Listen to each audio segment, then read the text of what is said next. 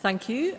Could I ask the members of the public in the gallery who are leaving the chamber if they could please do so quietly, because we're about to start the next item of business in the chamber. So could I please ask for the members of the public who are leaving the chamber to please do so quietly. Thank you very much indeed. The next item of business is a members' business debate on motion 4642 in the name of Ruth Maguire on Our Dear Girls Take Centre Stage. The debate will be concluded without any questions being put, and I would ask those members who would wish to speak in the debate to please press the request to speak buttons now, and I call on Ruth Maguire to open the debate. Around 7 minutes, please. Presiding Officer, I'm honoured to bring this debate to the Chamber today to hopefully continue the good work of playwright Jack Dixon in highlighting the injustice of the Cartridge Girls of Hut Number 7. I thank colleagues from across the Chamber who supported the motion, allowing us to take their story to the floor of the Scottish Parliament, and members who are contributing today. It's a great pleasure to welcome Jack to the Chamber, along with Graham and Saoirse Cobb, the great-grandnephew and great-great-niece of Mary and Annie Brannan. Taking a walk around our dear peninsula today, you can find yourself surrounded by nature. The western fringe of the peninsula is dominated by 3 kilometres of crumbling seawall. The area is well vegetated, supporting all manner of plant species. It's peaceful, a place where people walk their dogs, take their children to explore and generally enjoy the outdoors.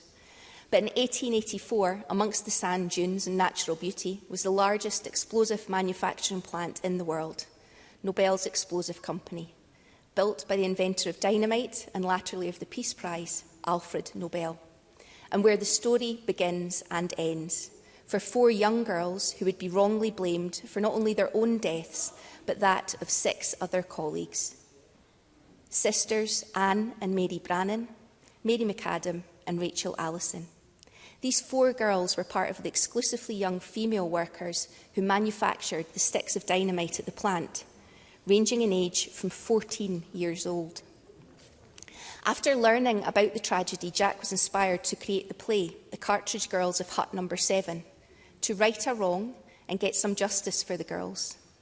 The storytelling, along with the dramatic displays by the cast, help from the girls' descendants and local people, hard work from the crew, and funding from Playwright Studio Scotland and Creative Scotland gave voices to these 4 young girls. So what happened? The explosion, reported in the Ardrossan and Saltcoats Herald on the 9th of May 1884, the day after the event, detailed the incident as follows.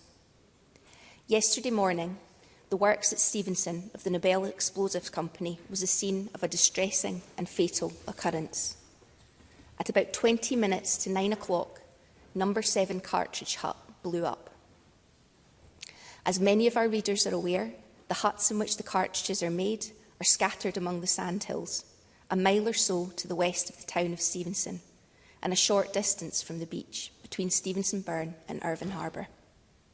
There are usually 4 girls employed in each of these huts, and Mr McRoberts, the manager, states that yesterday morning 15 girls in all were employed in them. In number 7 hut, that in which the explosion occurred, the young women employed were Anne Brannan, Mary Brannan, Mary McAdam and Rachel Allison. The last name resided with her parents in Colwinning, and the others were the residents of Stevenson. The force of the explosion was terrific, as well may be imagined, when it stated that the huts were supposed to contain 2.5 kilowatts of dynamite each. That's 127 kilograms. Not a vestige of Hut 7 remains to indicate its former presence, and parts of the body of one of the girls was found over the boundary palisade towards the shore, and probably not less than 150 yards from the scene of the explosion. In hut number 5, 2 girls lost their lives. Mary Ann Peters, aged 19, Main Street, Stevenson, and Martha McAllister of Ardeer Square. In hut number 6, the killed were Elizabeth Love and Martha Haggerty. In hut number 8, 2 were also burned to death. Isabella Longridge of Stevenson and Isabella McCall of New Square.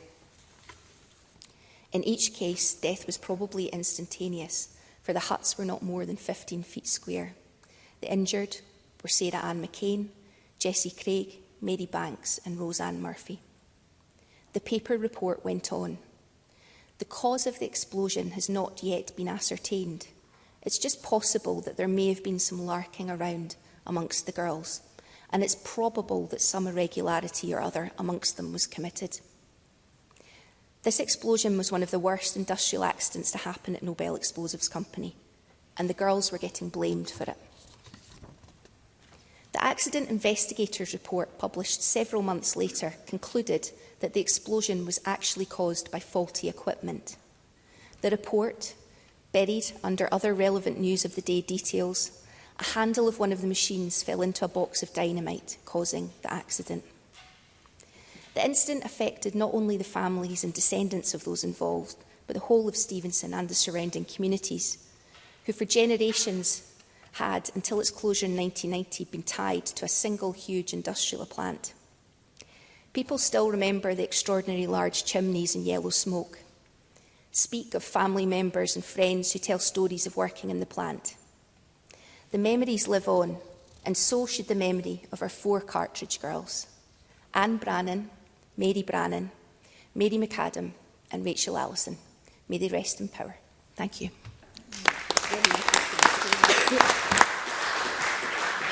Thank you, Ms Maguire, and we will now move to the open part of the debate, and I call Gillian Martin to be followed by Jamie Green. Around 4 minutes, please, Ms Martin.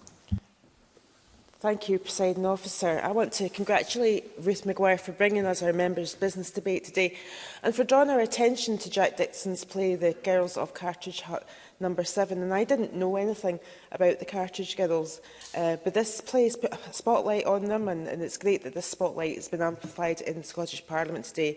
Young women who risk their lives every day manufacturing dangerous, deadly dynamite, telling the story of the explosion in 1884 that killed the 10 women, and of the terrible injustice of 4 of those girls being blamed in death for the accident. The play and the film which went before it, which I found on YouTube, speaks to 2 issues that interest me greatly, and that's the lack of attention to women's voices in history and the importance of art in providing a platform for those voices and drawing attention to past injustices. Having now learned more about the Cartridge Girls, I thank Ruth Maguire for inviting Graham and Saoirse to join us in the spirit of commemorating their 2 their great aunties whose voices were lost, Mary and Annie. And I'd also like to extend my thanks to Jack for writing a play which gives voice to them and a real opportunity for the present community to understand their past. And when we talk of dynamite, of course we know about Alfred Nobel, the inventor, the titan of industry, but how often have the people who worked with his dangerous invention ever really been mentioned?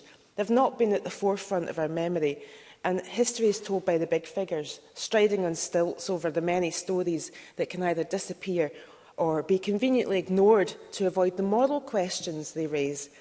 And it could be asked whether the stories of the 10 women who died that day belong to that latter category. And as Ms Maguire mentioned, the Nobel Explosive Company had that 100-acre site for its factory in Ardere, and the only people producing sticks of dynamite on those 30 huts were very young women, some as young as 14, children in effect. And how the tragedy of the 10 deaths was recorded in the newspaper of today, which Ms Maguire mentioned, heavily influenced by the trust of a factory manager's buck-passing, finger-pointing at 4 girls who just died and who couldn't tell their story. If we only had written history and no oral history, we'd only have that short, skewed account of the event, and one that painted the hut number 7 girls as villains, effectively. What was the manager's suggestion of larking around, really, if it wasn't a deflection and buck passing? It certainly has a great deal of moral dubiety around it. Yes, I will. Paul Sweeney. I thank the member for giving me a share her commending of Jack Dixon, everyone involved in creating this fantastic play. And I think the point that the member is making is really important, that class exploitation is something that's very much still alive in our present economy. And actually the stories from our forefathers and foremothers like described in this play and articulated in this play, actually can tell us a valuable lesson about how we're aware of class exploitation in our current economy. Does the member agree with that? Gillian Martin.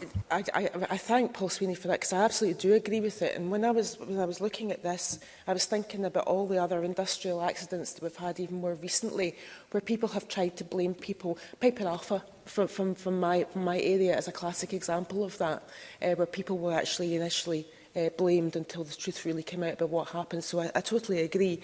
But this play is about an industry that affected thousands of working women and was such an integral part of the region's social fabric. And it's one, as Paul Sweeney's kind of alluded to, that anyone can relate to, regardless of where they're from. Stories of working women, working class women, their lives, be it from the fish markets of Aberdeen, textile mills of Butte and Dundee, the munitions factory of Clydebank, they all need told. Although I'm not from the area that Ruth Maguire has mentioned, I'm not from Ardare, I'm not from near Irvine, I'm pleased to have joined you all today to have that opportunity to talk about the importance of working women's history, and theatre as a way of shining light on it. And thank you very much for telling the story of the Cartridge Girls. Thank you, Ms Martin. I now call Jamie Green to be followed by Katie Clark. Around 4 minutes, please, Mr Green. Thank you, Deputy Presiding Officer. Can I thank Ruth Maguire for bringing today's members' debate. It's a real privilege and a pleasure to do so with members of the community in the public gallery today, especially. And also for raising awareness of two things. One is the event itself, given the time frame which has passed since the tragedy, but more importantly, the telling of that story through the play, The Girls of Cartridge Hut No. 7. It's described as a play with songs rather than just a play or indeed the musical, which I found interesting. The play itself, whilst detailing a tragic event from 1884, the explosion hitherto mentioned, which tragically killed 10 young women there, what it does do, I think, is a number of things, and I'll develop that as I go through my comments. The thing that struck me the most was that despite the cause of the explosion not being immediately clear at the time, it was quite clear that a narrative has been painted very quickly in the days after. The Drogheda and Saltcoats Herald, a newspaper which I'm glad still exists to this day, in which I have a column in, I have to say expressed the matter in concerning ways. The cause of the explosion, it says, has not yet been ascertained. It's just possible that there may have been some larking around amongst the girls, and it's probable that some irregularity, whatever that means, or other amongst them was committed. I mean, really pinning the blame on these poor young women, indeed children, as Gillian Martin has just put it. I'd like to think these days the Drogheda Herald would not report and jump to such conclusions in the way that it did at the time, but it is clear that the false accusations coming out of management at the factory at the time were a complete effort to deflect blame, something that was completely put to bed by the accident investigation report later, as it revealed. The real cause of the explosion was faulty equipment, and that can be put down to a number of factors. But as is often the case, when something is said in public, it is believed, and it's very hard to rewrite history. The voices of those young victims was never really cleared up until now, and it's for that reason, I believe, that Jack Dixon wanted to restore the reputations of these young women, give them a voice. They died tragically through no fault of their own, and they have now no voice to defend themselves. Well, that voice has been restored, and it's been done so well. And I think we can commend him for that. But not just that. Putting on a play like this isn't easy at the best of times, but like so many events in the theatre and the arts of the last few years, had to be postponed because of the pandemic. It's not been easy to produce anything. But despite all those hurdles, we finally had a chance to put on his play at the Ardare Community Centre earlier this year. I think the play had to have two components. The first is that the story of the victims was also told, with particular focus on their personalities as people and their lives before the accident, because people are often defined by the tragedies in which their names are associated with, and it's so easy to forget they were individuals and had lives up until that point. But the second point was really that this play was firmly rooted in the local community. The Noble factory, later which became ICI, was a major part of local life. It employed 13,000 people at its peak, and it was really a fundamental part of the community's economic development and pretty much daily routine for generations. I think the community still lives in the shadow of that business. So by hosting the play in the Ardeer Community Centre and performing it in local schools, I think that brought alive and a reawakening of the ICI to a whole new generation of young people in Ayrshire. The reviews of the play have been really positive. The Irvine Herald reported that the production team put on a brilliant show with well-timed mood lighting and spine-tingling sound effects. And the best review I could find was from local resident Doris Robertson, who said that the show was very professional and totally absorbing storylines of these remarkable girls. And I think remarkable is a phrase that we should use.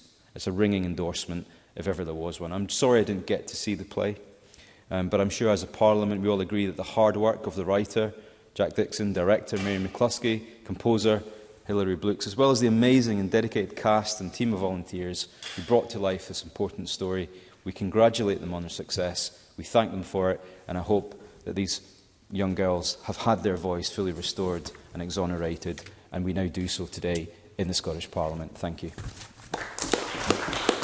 Thank you, Mr Green. And I now call Katie Clark, who will be the last speaker before I ask the Minister to respond. Around 4 minutes, please, Ms Clark. Thank you, Deputy Presiding Officer. And it's a pleasure to take this opportunity to congratulate Ruth Maguire on securing this debate, to thank and to congratulate Jack Dixon, who I understand is a good comrade, for the research that was involved in what is a chronicling of working class history, of bringing this story to the Chamber today, but also documenting the exploitative and grinding working conditions that existed in this plant, but unfortunately in many workplaces throughout Ayrshire and indeed throughout Scotland, where there were brutal grinding poverty.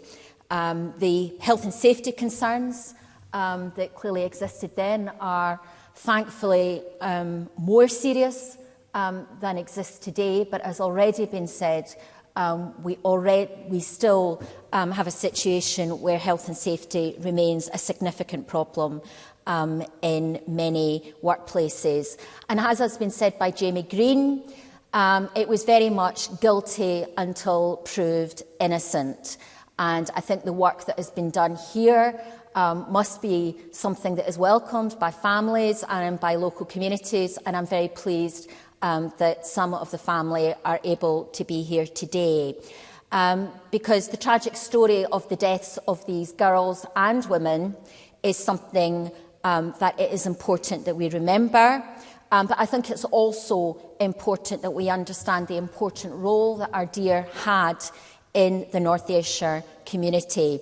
As has been said, it was reputed to be the largest explosive factory in the world, and at its height 13,000 people were employed there, and many people in North Ayrshire are former employees or no former employees, and it's very much something that's still spoken about. The impact on the community, not just in the three towns, but all over North Ayrshire, with works buses travelling, bringing workers to the site. There are now only a few hundred workers at the site at Kimling, which still produces ammunitions. But there's no doubt that the loss of that workplace is still being felt in the three towns and beyond. And indeed, the closure of other large employers such as Glengarnock Steel Plant and the closure of the mines in the 1980s are still being felt throughout Ayrshire. So it's a mixed story that I think working class communities have to tell. These massive employers that did bring so much wealth, not necessarily to the individuals that worked there, but to Scotland as a whole, that have gone, and the massive challenges that has created, but also the importance that we remember and understand the brutal conditions that people worked in, because the conditions at Ardeer and in many places of employment in the 1880s were appalling. And it's only through the struggle of working class communities and the creation of the trade union movement that began to change. But that story is a story of individuals, and of individuals involved in struggle and having to face exploitation. And this explosion, which killed 10 women, one of whom was only 14, is a story that would not have been heard if it wasn't for those that have done the research, that have documented the evidence, that have listened to the oral stories that still existed, and have put together this piece of work that we are discussing today. So I congratulate all involved in this production. These stories need to be heard. We need to learn the lessons of the past. We need to recognise what we've been through, and we need to understand also what that means for us today in terms of the values of our society, what kind of society we want to live in, and how we recognise the changes that have been made, which mean that hopefully disasters of this scale will not happen again, but that we recognise that the only way that we will ensure that happens is if we understand our history and fight to make sure that we listen to the lessons and make sure that we value the lives of all in society. And for that reason, I'm pleased to contribute and to congratulate all those that have brought this issue before us. Thank you, Ms Clark. And I now call on Minister Neil Gray to respond to the debate. Around 7 minutes, please, Minister. Thank you, Presiding Officer. I'm very grateful and congratulate my colleague Ruth Maguire for bringing forward this motion, for securing the debate this afternoon, and for setting out so vividly, as she did, the tragedy and injustice the play is based on, but also for supporting her community in bringing this to life. I would also like to thank the various speakers for their valuable and interesting contributions. Gillian Martin, Jamie Green, we just heard Katie Clark, and also Paul Sweeney via an intervention. Today, we commemorate 150 years of Nobel explosives on the Ardeer Peninsula at Stevenston in North Ayrshire. We also celebrate the power of the performing arts to bring to life important and largely forgotten historic events for modern audiences. Alfred Nobel established the British dynamite factory in 1871 at Ardeer. It was the first factory of this type in the UK and became the largest explosives factory in the world. At its peak, it was believed to have employed around 13,000 people from the local area, making it the largest employer. Its success contributed to increased fortunes of Ayrshire towns of Stevenston, Irvine, Saltcoats, Ardrossan and Irvine. The factory developed a wide range of high explosives that revolutionised the mining and engineering industries. It provided essential minerals and raw materials and assisted in the development of harbours, canals, railways, roads and water and electricity supplies. By the 1990s, Ardeer's fortunes had declined, accelerated by the demise of the British deep coal mining industry, and changing patterns in international trade and competition led to the closure of most of the factory. Today, little, if anything, remains of the original 1871 factory. This debate celebrates the play Girls of Cartridge Hut No. 7 by Cartridge Girls, which shines a light on an industrial accident at the Nobel's explosive factory in Ardeer in 1884. This tragic event took the lives of 10 young women and girls, one as young as 14 years of age.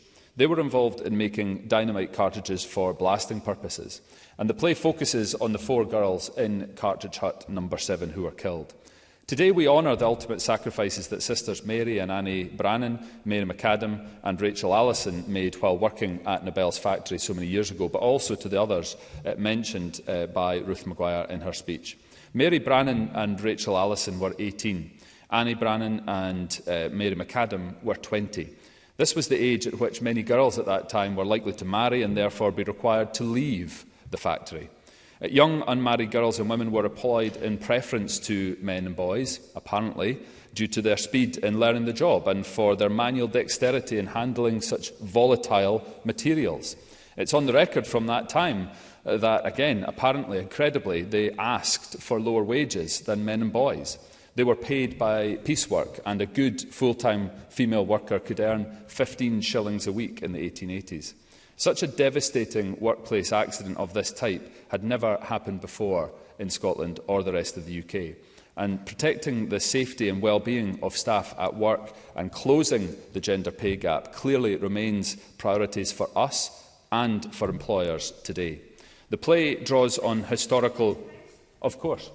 Claire Adamson. Thank you very much. And I hope I get a long intervention. I'm sorry, I hope I can beg the Chamber's perseverance with me today. I was not a cartridge hut girl, but I did work in Ardare. I was there for a year as part of my degree and worked on the Nobel's site. I remember it very well. I remember I was just sitting here thinking all the things I couldn't walk into my workplace with, like phones and clasps and jewellery, and how in going from the offices there I would have to sort of almost change my entire appearance before walking into the site, and how strong the health and safety message was at that time. So I've been absolutely enthralled by today, and I thank Jack Dixon for his work in this area. But I also remember that one of the last innovations at Ardare was around safety detonators, which would basically make mining much, much safer because it would have prevented some of the accidental detonations. But what I was struck by at the time was that this product didn't really take off because outside of the UK and in other areas of the world, the safety of the workers was not considered a priority in mining throughout the world.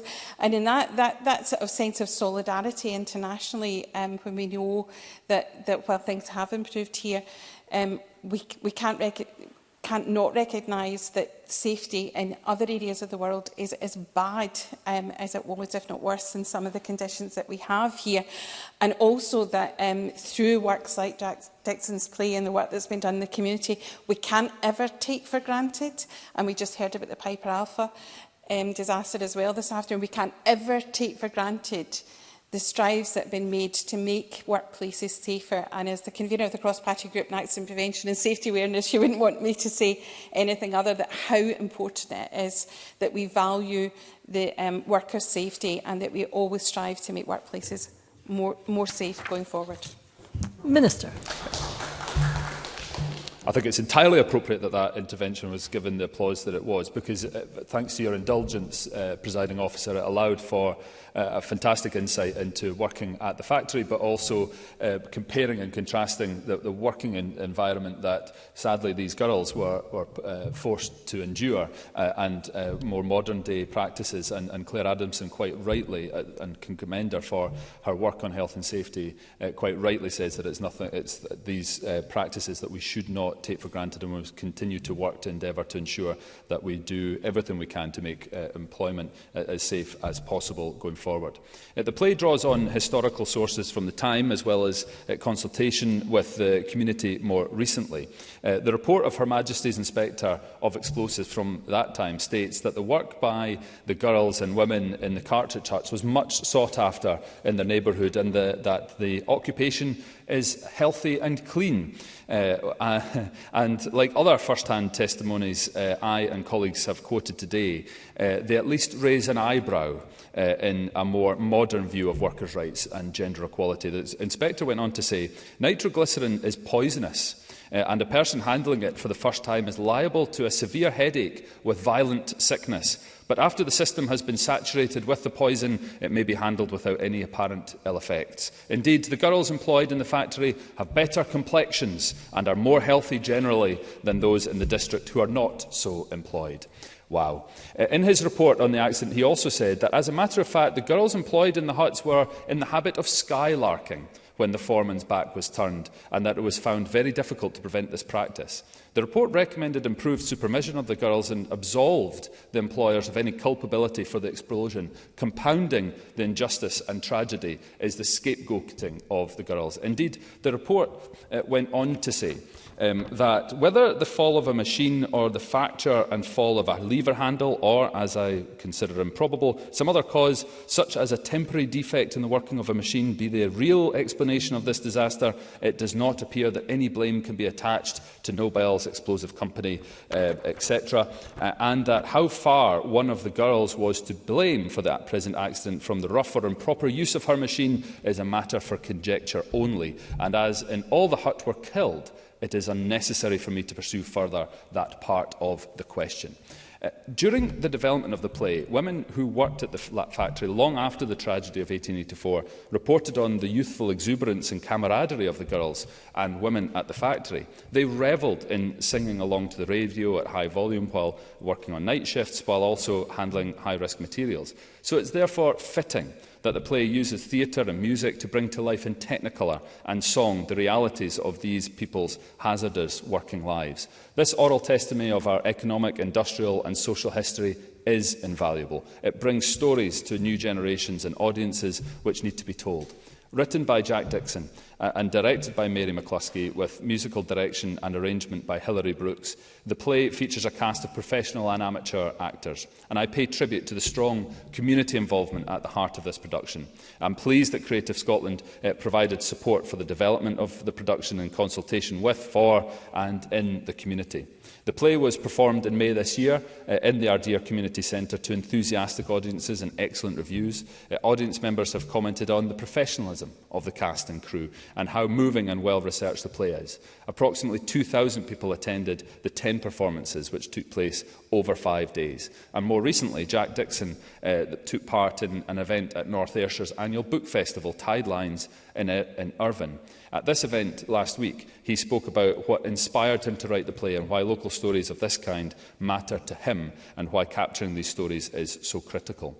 Whilst researching the play, Jack Dixon realised that there was a large interest amongst the local communities and people from further afield who had a connection to the area.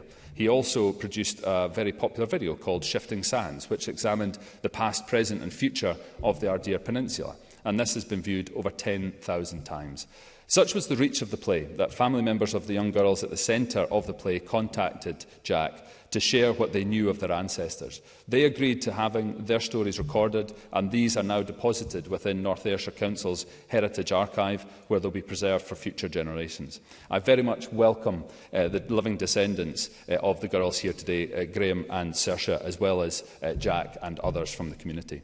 I wish to extend my warmest congratulations to everyone involved in the production for creating and staging this pivotal story, and I wish to thank everyone who's taken part in today's debate.